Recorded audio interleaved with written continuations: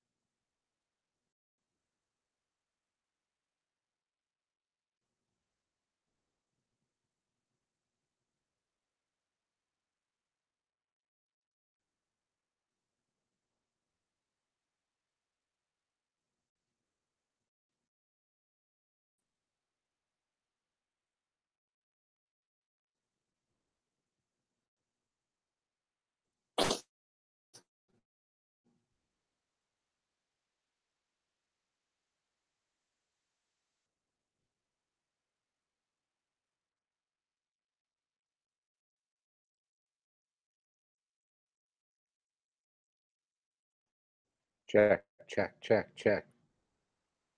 Check one, check two.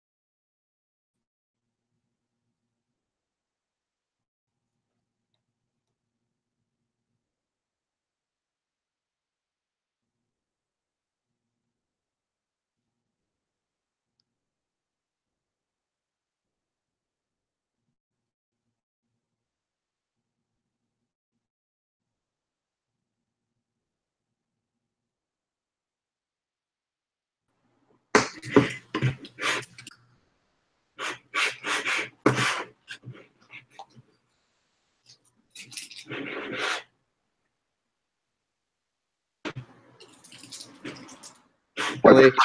Hey, how are you? Can you hear me? Hey. No barking. Hey. I see you. No, I didn't see you. There you are. Okay, yeah, I see you now too. Awesome. How are you? There's a little bit of a delay, I think.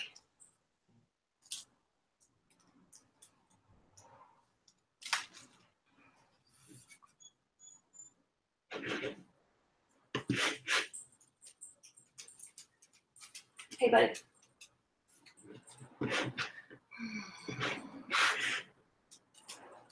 Gilly. I can kind of hear you.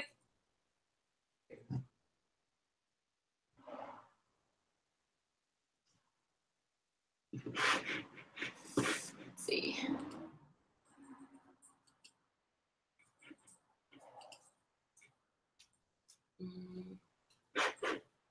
How's that? Oh, there we go. Is that better? Okay. How's that? I can hear you now.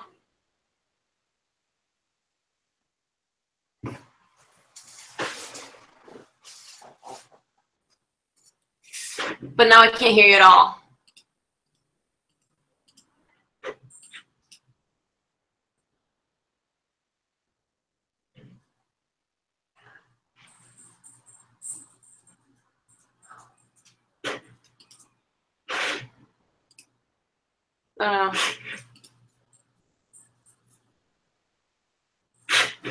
Hello. No, I know I can't find. Now where did you go?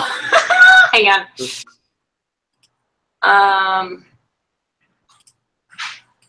I think I clicked out of something. Where did I? Oh shoot. Hey, okay, hang on. Let's see.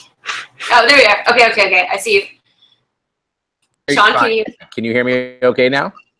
Yes, now I can hear you. Let me turn it down just a little bit. Okay. Nah, it's kind of still going in and out.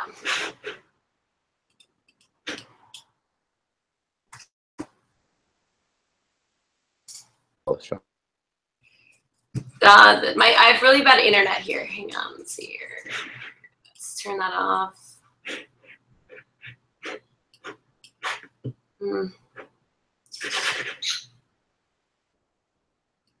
Shoot. I can't really hear you. Shoot.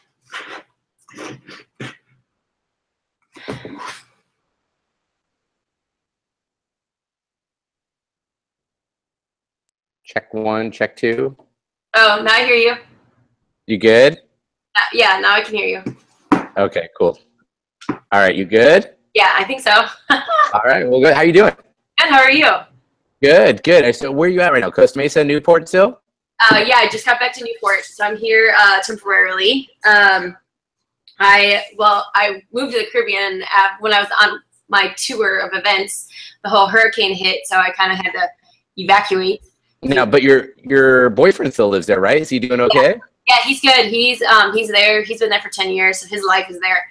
He's actually kind of starting to do more contract work, so like construction, like roofing, and like what else? Like building porches and all that kind of woodworking stuff. So it's been good for him, but it's a long road to recovery.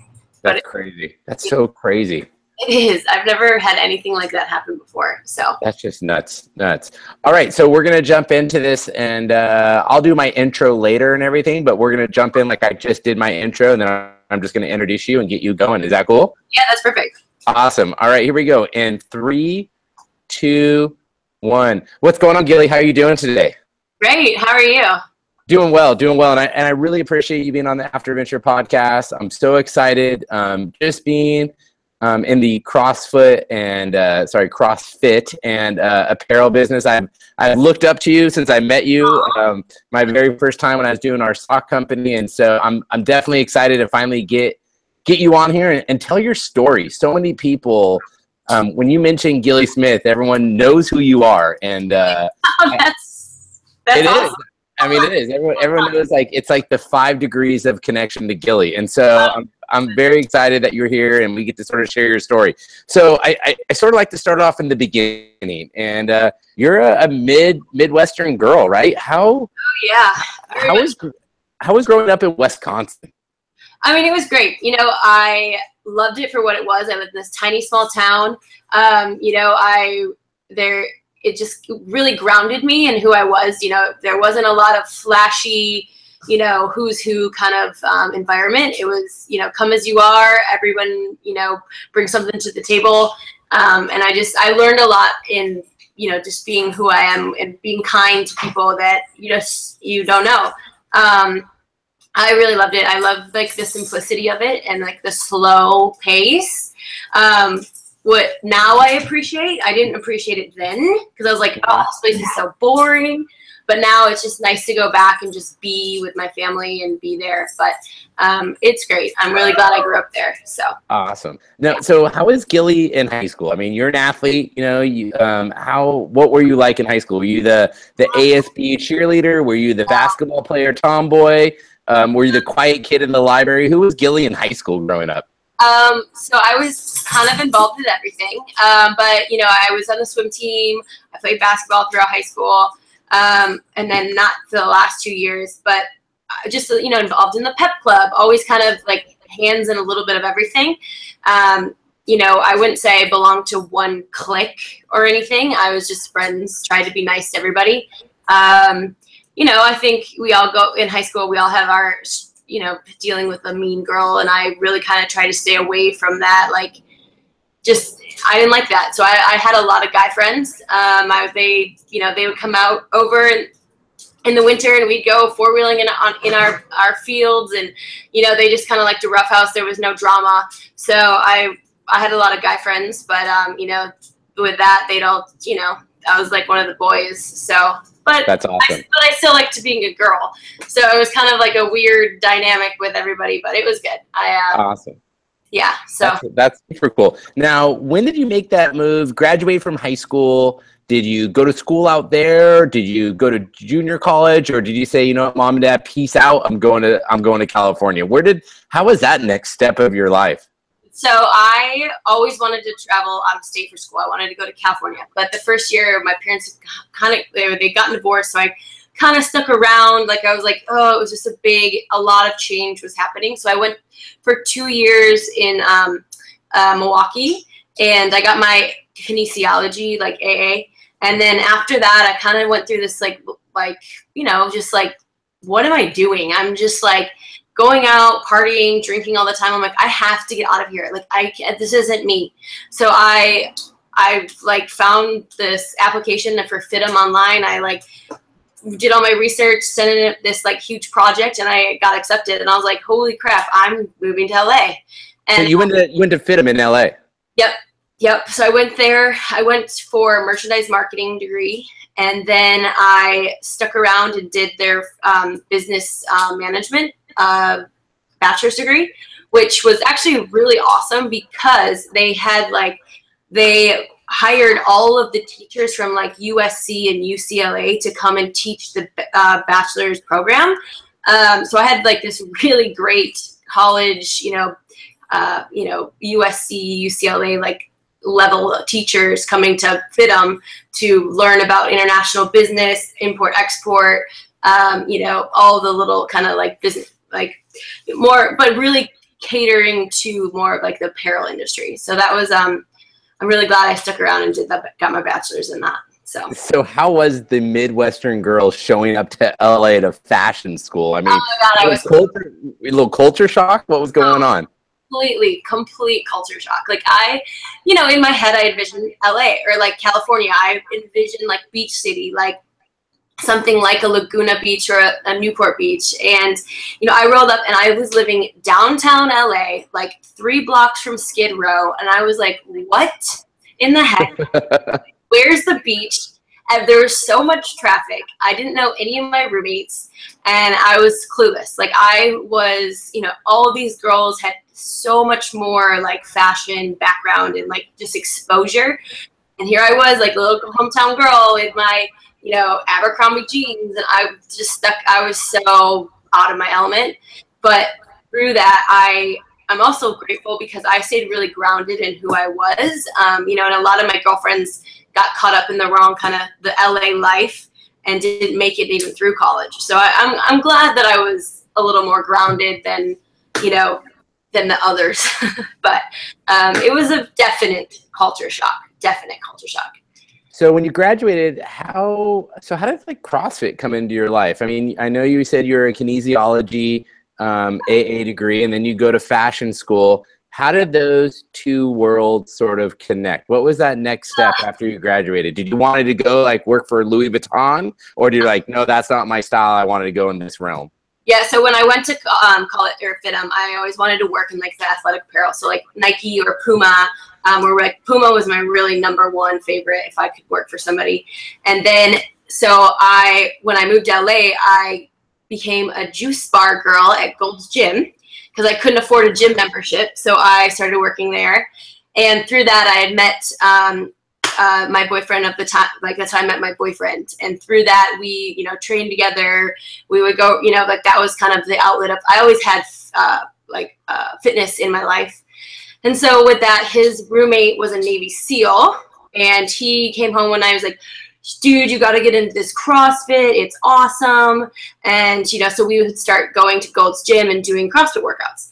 And this was like circa like 2006, 2007. Oh, wow. So this is old school. Yeah. And so I remember we went and he was going to do Grace. And he's like, it's only going to take like 3 minutes. And I was like, okay, cool. It took like 30-something minutes. And I'm like, but I mean, we were both competitive. So it was fun to like see that. And then he ended up opening a gym. Well, we would actually started CrossFit doing it in the park. And, you know, so we would go to this park and set up a pull-up rig and haul out all the equipment. And, you know, I was working full-time and going to school full-time. So I wasn't really involved like in the coaching aspect. And then he opened a gym and, you know, kind of just through being around it, I was like, this is really cool. I love the community. I was able to like judge at like the regionals back in like 2009, I think it was. Was that the one back at the Long Beach maybe? No, where was that at? 2000. Well, I was at the one in Orange County in like the dirt. That's right.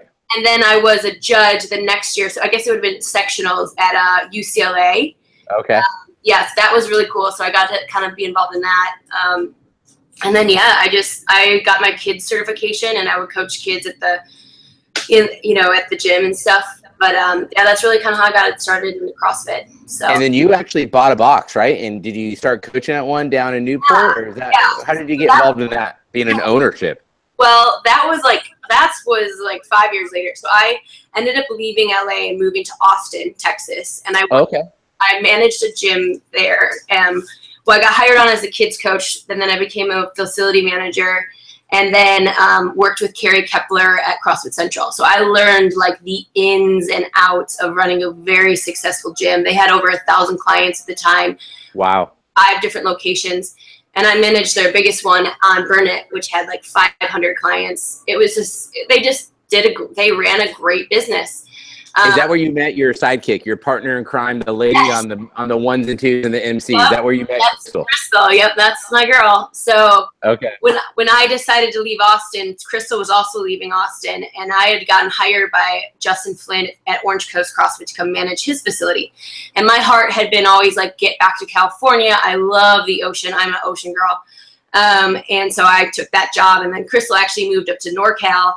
And, you know, Femme Royale I started hosting these events. I'm like, it's kind of a way for us to get together and, you know, be together, but, you know, and have a reason to travel and see each other more than just like once a year, every other year. So through that, I started Femme Royale, hosted our first event, you know, full circle. I ended up getting fired. And then after from OCFF? Oh, yeah. Yeah. Yep, that was a very pivotal point in my story. I walked into the office one morning, and I on Justin's to-do list was fire Gilly. So I kind of like knew it was coming.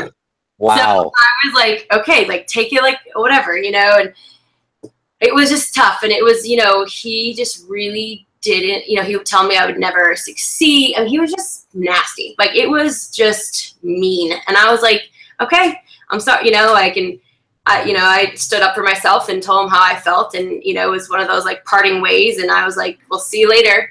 And then I was like, oh shit, what do I do? My whole life is like OCCF. That's all my friends. That's what I do every day. Like, what am I gonna do? So I started working for Kelly or Bonnie with Strength Reps, and I got to travel and do like the regionals that year. Okay. That's actually how I met the St. Thomas crew. Was at the Latin American regionals. So like full circle, like crazy. I know it is. It's like now looking back, like you can connect the dots. But so I ended up meeting the people from St. Thomas in Latin American regionals. But in that time, I had met this guy named Duke who we were going to go into partnership together and open our own gym.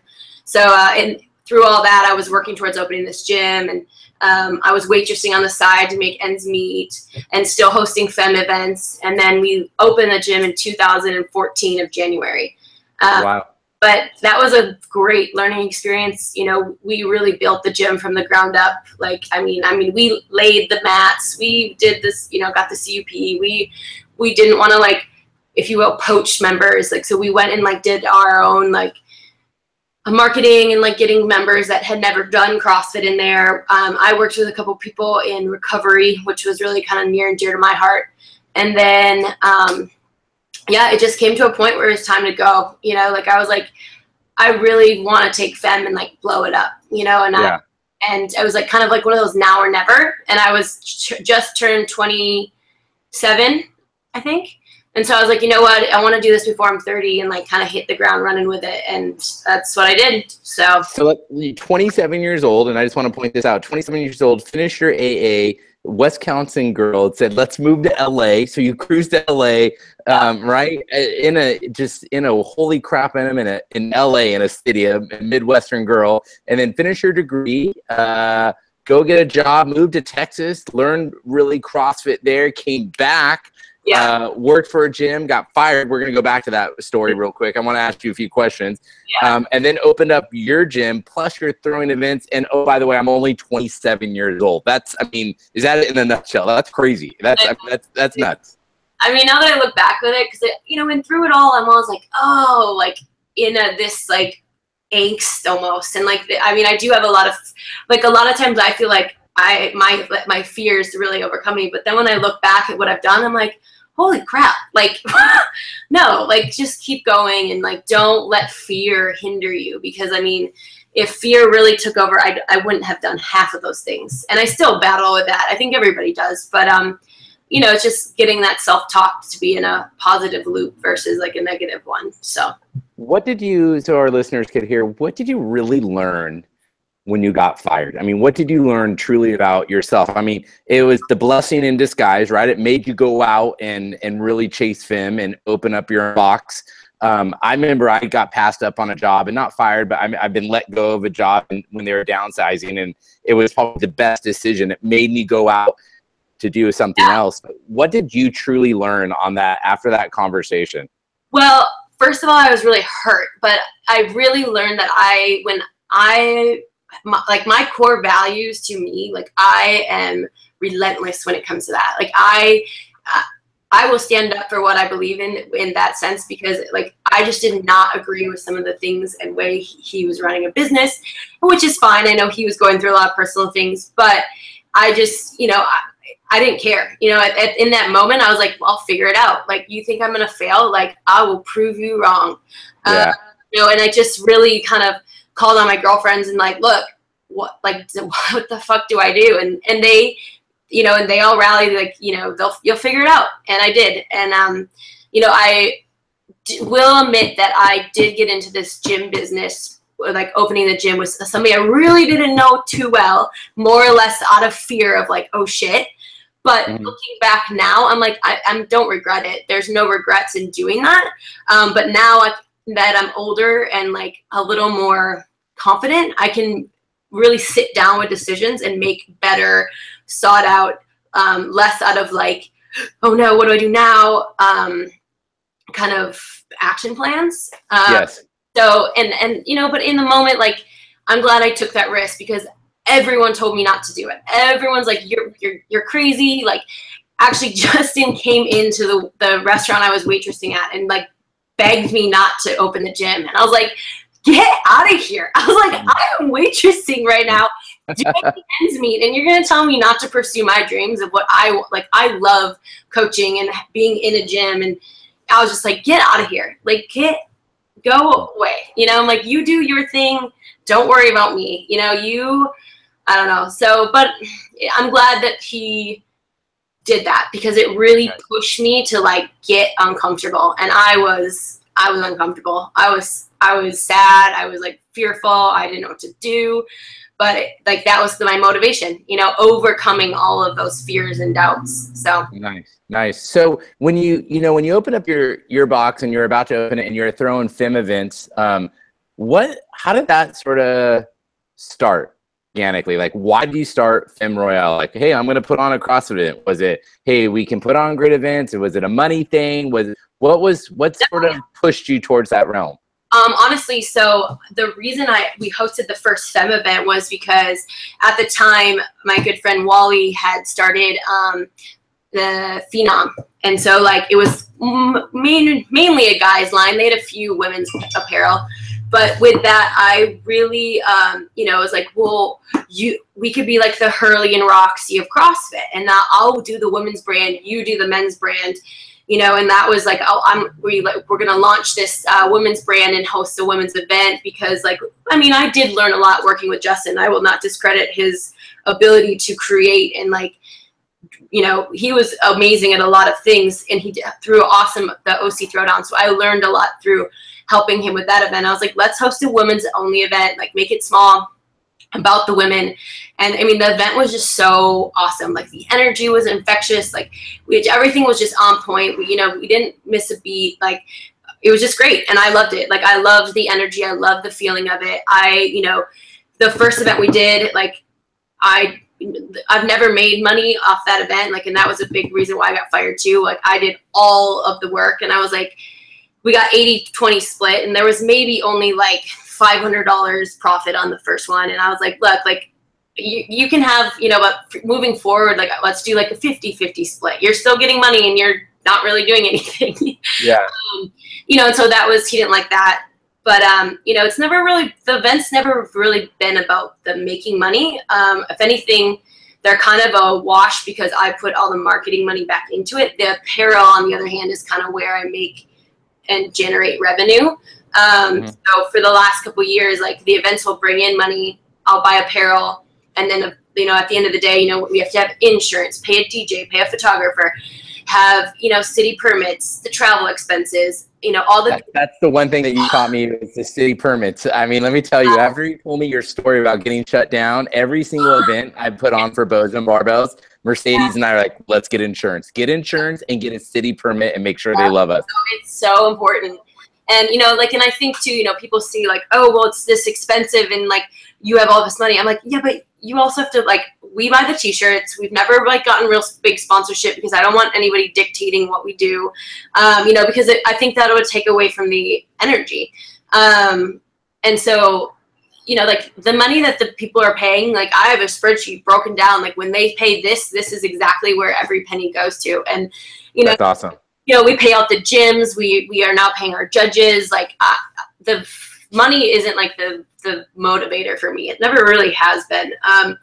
But you know, it's a growing business, and you know, I do have to be financially smart about decisions. And you know, living with my grandma for the last 2 years, that definitely helped me save some money. Go, grandmama, coming through and taking care of you. I know, she's the best. She's the best. So when you got Femme going, and you know, I remember I went to one of my grad students. I remember volunteered and worked at the one at Red Wolf with you guys, and their eyes were open. And when you talk to them, and then all of a sudden you went from, okay, I'm throwing a few SoCal to you decided to launch a full-on United States almost tour of Femme Royale. Where did that sort of come through of, hey, I'm going to sell all my crap. I'm going to put everything in this. I remember you got that touring shed. And I'm gonna throw it on the back of my car, and we're rolling, and we're going on a tour. Like, how did that come up?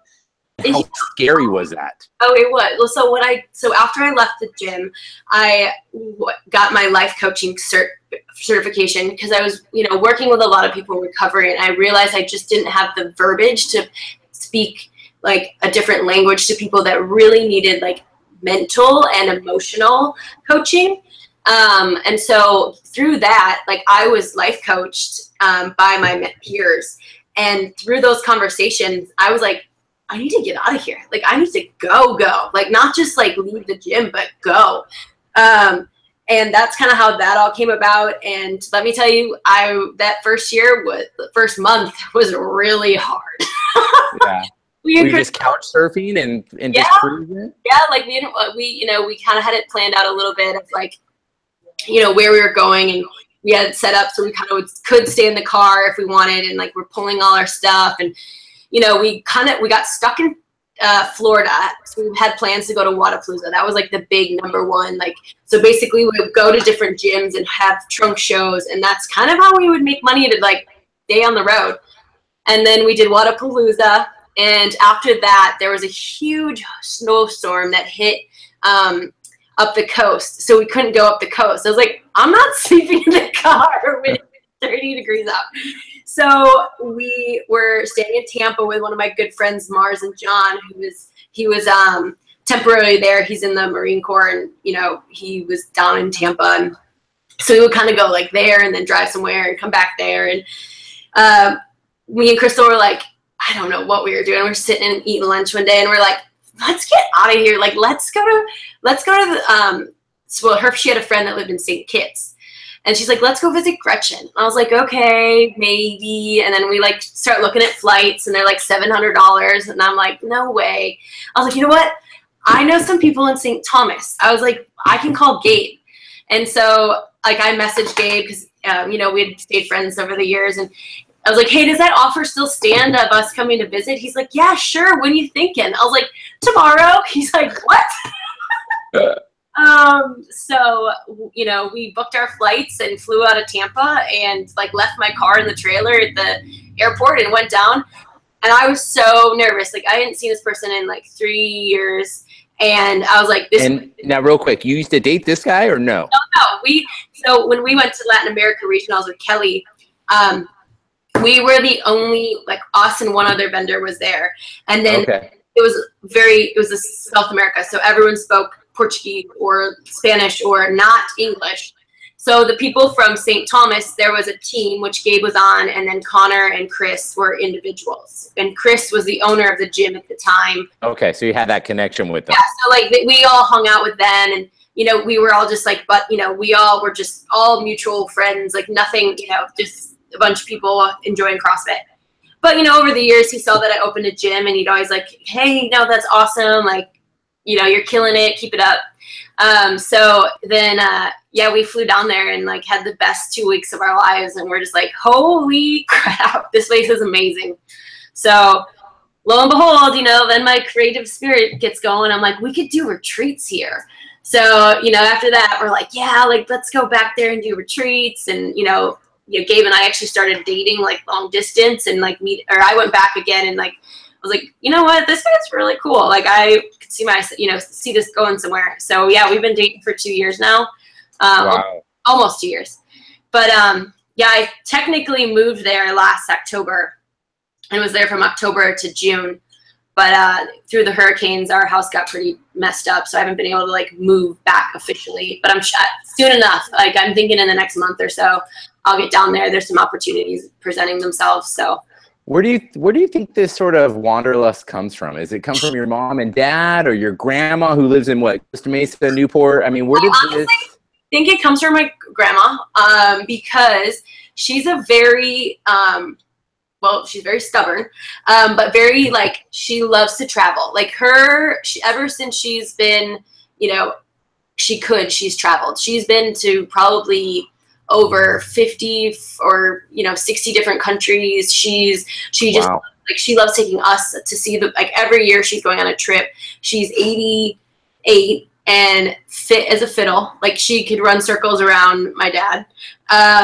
And she's just wonderful, you know, very like, well, if you want it done, do it yourself, you know? Okay. So you get that independent spirit from her. Yeah. And she's very, she's very pro woman. Like she's very, you know, inspires me. She's always the one to believe in me. Like you can, you know, if anybody's gonna do it, you're gonna do it. You know, and she does have some of the mindset of a little bit of like old fashioned, like what? Well, Gilly, if you don't slow down, you're never gonna get married. And I'm like, like life isn't just about getting married. But you know, I mean, she is set in her old ways too. But yeah, she's that's awesome. Really, you know, see the world, get out there. There's so much to explore, kind of old lady. So I mean, I just love her. I look up to her really a lot.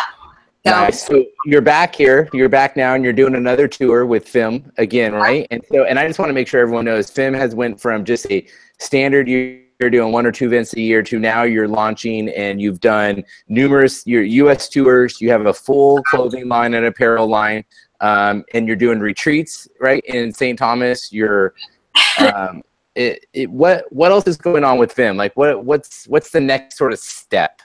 So this last year, you know, I've always envisioned having like an online community where women come to support each other, because I mean, the events are amazing. Like the day and the event and the energy of the event is awesome. And like, I want to have that so they can come to something like a platform every day, not just look forward to it and train for a 1-day event. You know, so that's kind of in the works. That's definitely more logistical planning.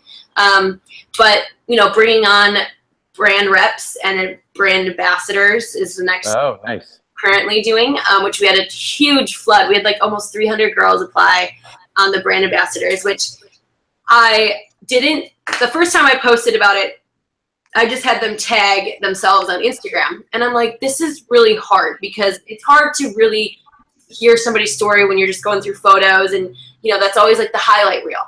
So this time I had them fill out an application that was very like heartfelt, and like I got to hear their stories, and there's no photos attached to it. So there's no like, I just get to hear what their story is. And it's like it's so awesome to hear these women and their stories, and just like, I'm going to go through, you know, like, and not that they're being chosen or anything, because I want them all to be ambassadors, but you know, pick a few girls that really have awesome stories that I want to share. And like, I'm just proud of them for overcoming what they did. And so they'll kind of be on the team, if you will. That's amazing. Yeah, I'm excited. I love meeting the women. Like, I love going to the events and hearing their stories of like, I just beat breast cancer, or I just had a kidney removed. I mean, there's so many crazy stories. Or, you know, I used to weigh 250 pounds and I never thought I'd compete. And, you know, and that's something where I've been bad at, is like not sharing more of those stories, and I want to get better. Like, that is my goal for 2018, is to share more stories of the women, because that's what it's about. You know, Femme Royale is it's not about me. It's not about, you know, obviously, yes, I'm the founder and created it, but it's not like the Gilly Smith show. It's the Femme Royale, like, women's movement. So I need to really kind of just like hone that a little bit. That's the one thing that I praise you about, just being a father of 2 daughters and wanting my girls to grow up knowing that they can do anything they want to, anything they put their mind to. And that's huge for me. And my youngest is 6, and she'll go to CrossFit with me a few times, and she'll want to compete with me and do burpee contests and double unders. And she wants to do a comp with me. Like, she's all about like, why can't I compete at your events yet, Dad? And so I mean, what you're doing, and it's like, I always sort of think it's about the 99 percenters, right? It's the mom that works 9 to 5 and goes at 5 a.m. right with her girls to work out. That's who you want to touch base with. And I think that's who you're making a huge impact on, right? The everyday lady. Yeah. I mean, and I feel like for me, like, it is more impact. Like, it means more to me to reach those women than it would be to be like, to get like an elite athlete on the team. Like, I think that the elite athletes are amazing, hands down. They are out of this world, but they're different. They're a different caliber. Like, they're, you know, like, I want to reach the woman that doesn't think she can, you know, and that through, you know, trials and tribulations, she overcomes those doubts and then becomes a better mom, a better sister, a better everything, because that's powerful. You know, like, that to me is just like, that's what I want. Right. So let's jump into a few business questions. And just, your journey has been amazing, but what do you think as a business owner, what are some of the few key things that you have learned that have been so crucial? We talked about getting insurance and the city permits, but from the overall, from an apparel line to, doing the tour to just running events, from the aspect of business, what have you truly learned that you feel has made a huge impact on your career? Cultivating relationships. That's been probably the number one. I'm very, I don't like the whole, burn and turn kind of mentality. I want people on the team or, work with people that see the vision and, not just, what can I get from you? Not this, tit for tat kind of thing.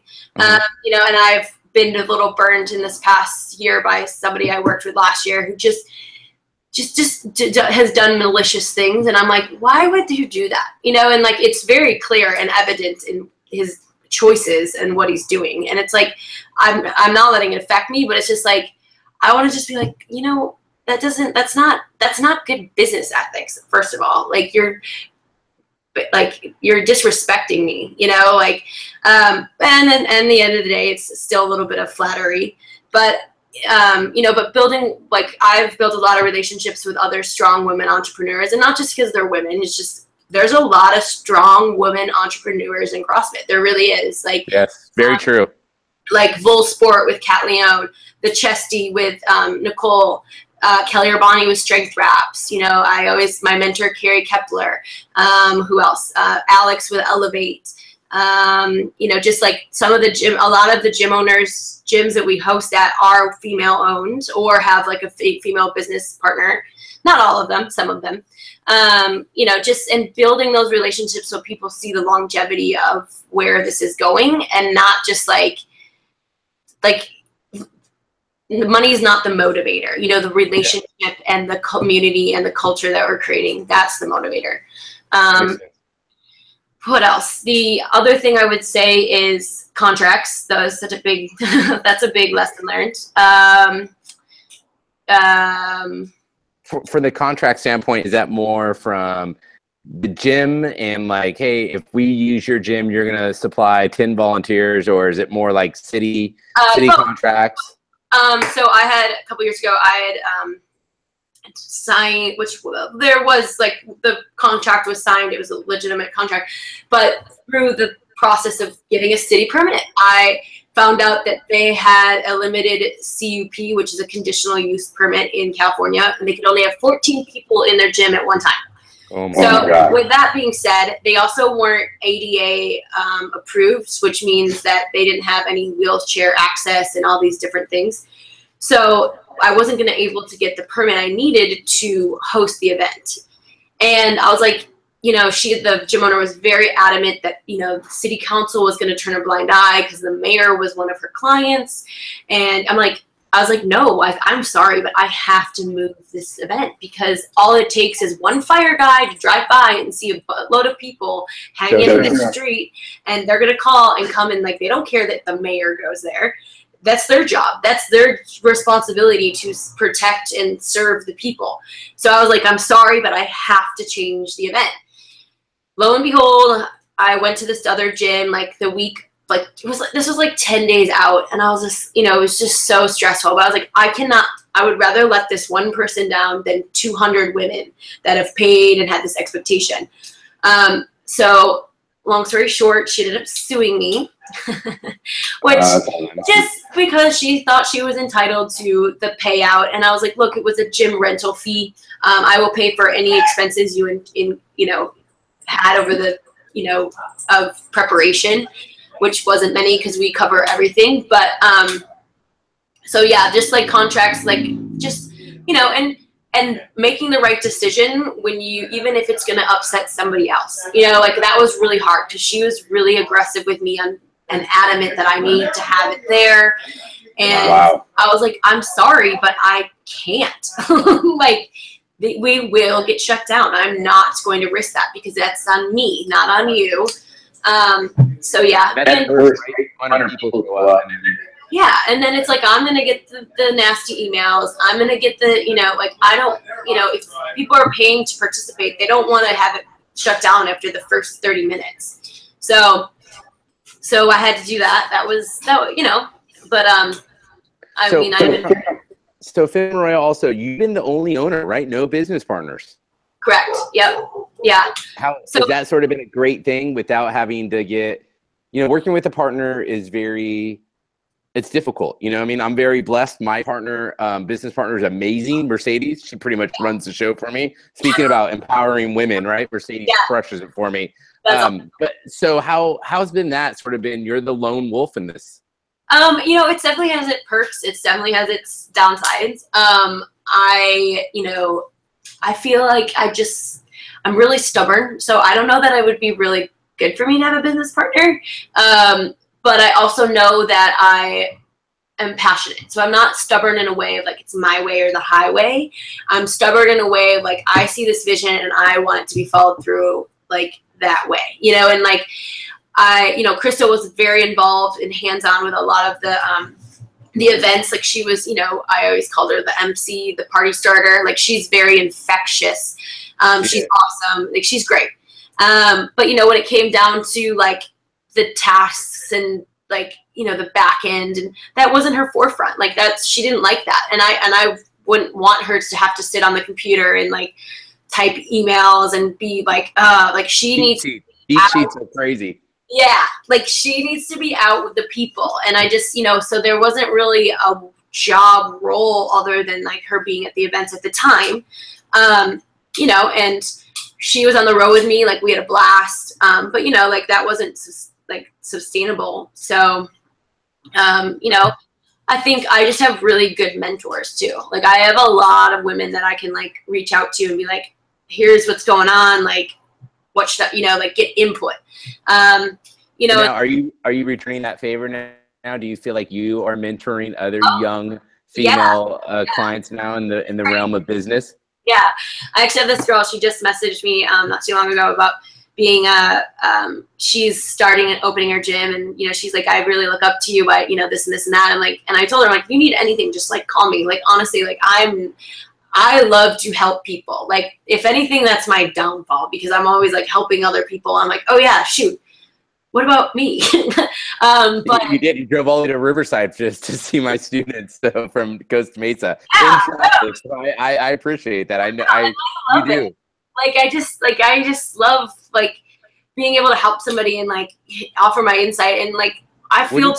Gilly, sorry to interrupt, but what do you think that comes from? Like, I mean, you're the wanderlust from your grandma, but you know, that kind, is that Midwestern girl coming out of you think? Yes, very much. And I think my mom was like that. My mom was very, you know, she lived to give to other people. She would spend countless hours at the Humane Society. Like that was her, like that was her, what she did, you know, and my grandpa was the same way. Like he would give the shirt off his back, just like, you know, somebody. So it was definitely like in me at a young age, like, you know, kindness, like you treat everybody with kindness. It doesn't matter like who they are, what they look like, where they're from, you know, if they were mean to you, you treat them kindly.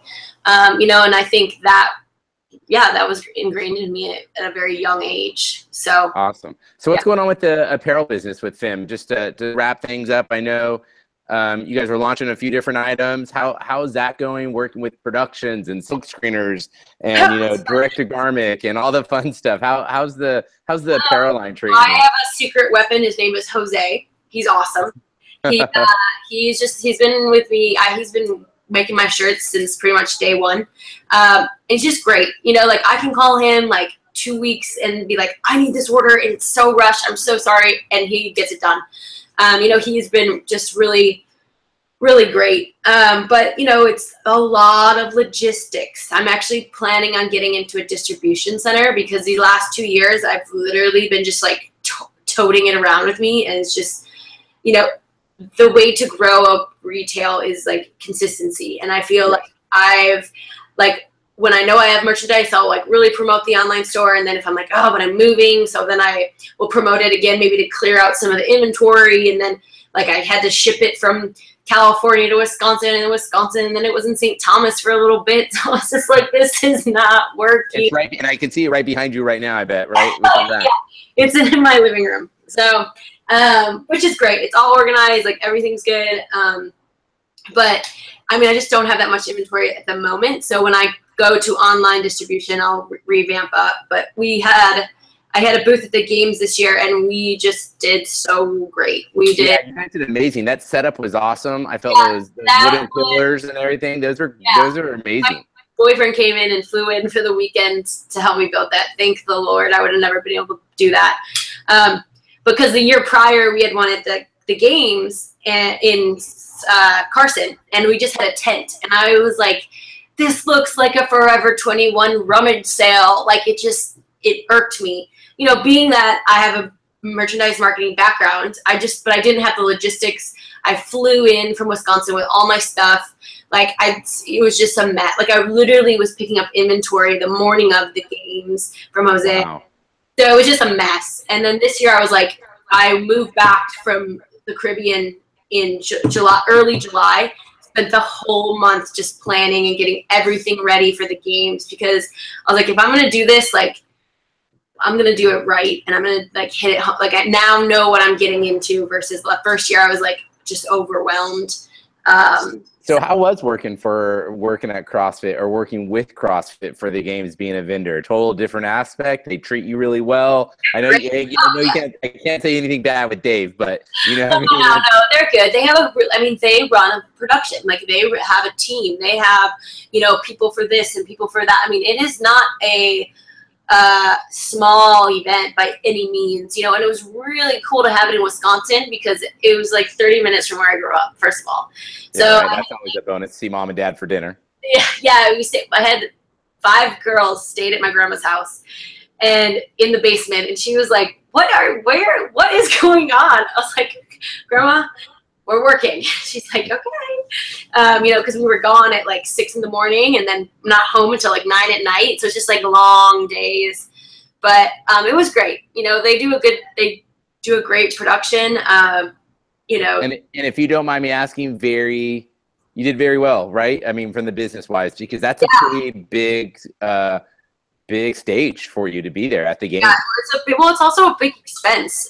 You know, so last year, we didn't do I would say I would chalk it up as a loss, major. Okay. You know, because at the end of the day, like, you have to pay the vendor fee, which is like $7,000. It's not cheap. Oh I know. God. It still makes me cringe a little bit to say that number out loud. And then on top of it, you have to have enough merchandise to make just that back on top of all, you know, like the booth and, you know, just all the little details and just waters during the day or taking your people out to eat and just madness. Dinner and like, you know, like, so it's a lot. And, you know, I will say though, I kind of had a little bit of a insider tip that Wisconsin's summer, it could be 95 one day and then the next day could be 55 degrees, which is what happened. Yes, exactly. So I had rain jackets, I had sweatshirts, I had sweatpants, I had all of that.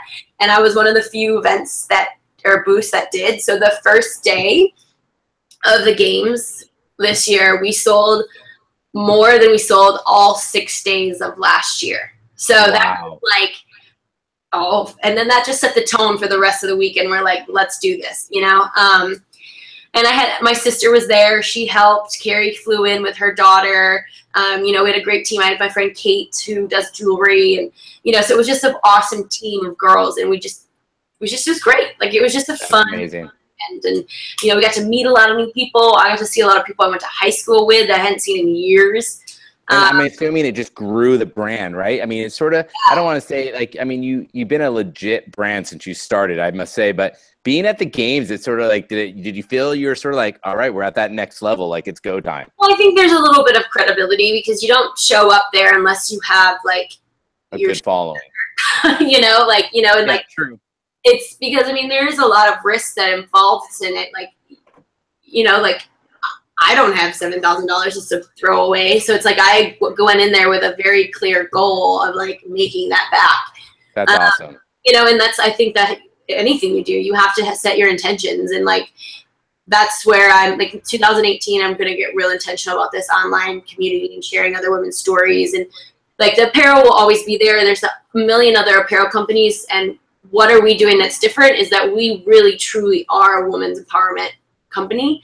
And I need to get back to that and share that, you know, because there's tons of like other clothing companies that are similar to ours. And, but we're different. We just are, you know, and I love that. And I don't want that to ever go away. So in order to keep that, I need to keep doing what we started up to do in the first place. And I agree. So, and I agree with that so much. It's not even funny. It's as a, you know, putting on events myself, and we do have a small apparel line as well. It's just like, I feel like you're that next level where you just do amazing things. And that just, like I said, a father of 2 girls, the female empowerment is huge. And I just remember sitting there at the Super Bowl watching a commercial, and it was, you know, the Nike commercial about the girl who could do everything, right? Right now, like women's empowerment is coming up, like, and I love it. I love seeing all these other companies get on board, and I mean, more power to them, you know. It is.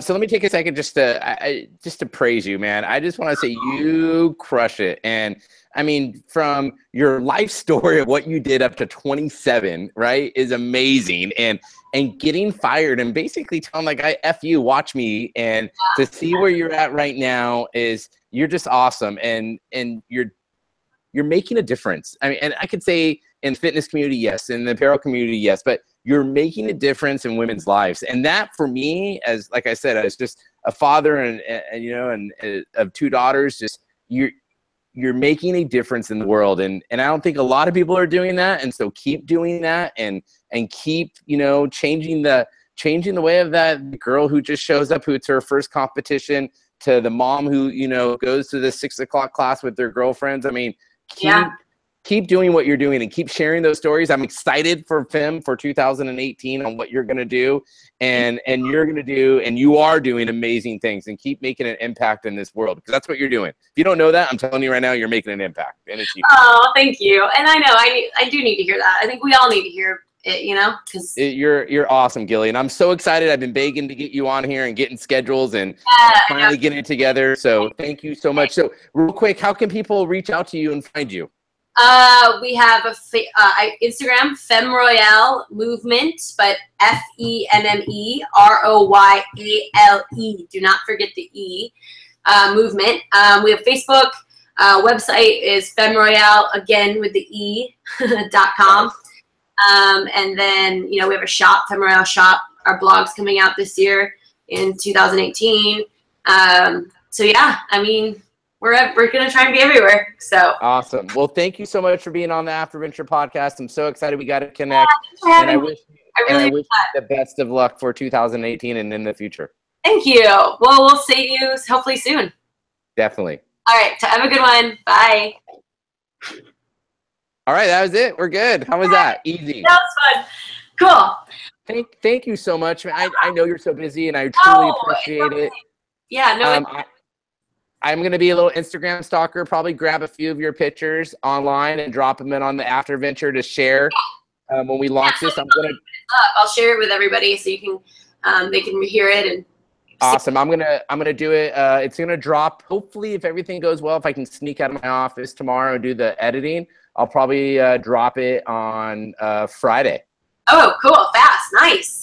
Yeah, that's sort of my theory. I sort of go, you know, I got some feedback from Tim Ferriss on his stuff, and just it's not a lot of editing. You know what I mean? I just want it to be real and raw, and just a conversation, and hopefully people listen to it and learn something from it. And so that's sort of the goal.